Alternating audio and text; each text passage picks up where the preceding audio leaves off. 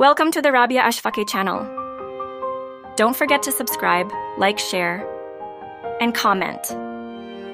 Certainly let me provide you with some additional information on the business models for third-party sellers on Amazon.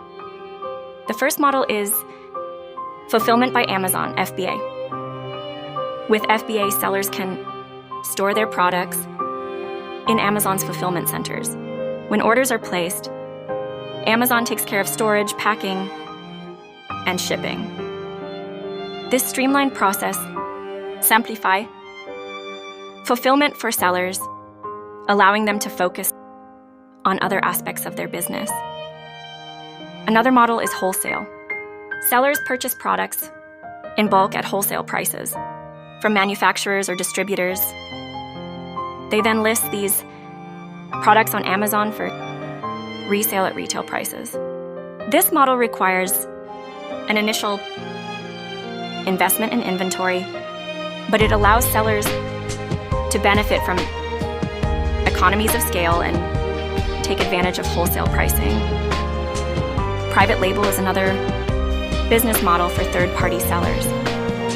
With private label, sellers create their own branded products by sourcing from manufacturers, often in bulk. They then sell these products under their own brand on Amazon. This model offers greater control over pricing and branding, allowing sellers to differentiate their products in the marketplace. Dropshipping is a popular model among third-party sellers on Amazon. With dropshipping, sellers list products for sale on Amazon without holding any inventory. When a customer makes a purchase, the seller purchases the product from a third party who then ships it directly to the customer. This model minimizes upfront investment in inventory, but it requires careful management of suppliers and fulfillment to ensure timely delivery to customers.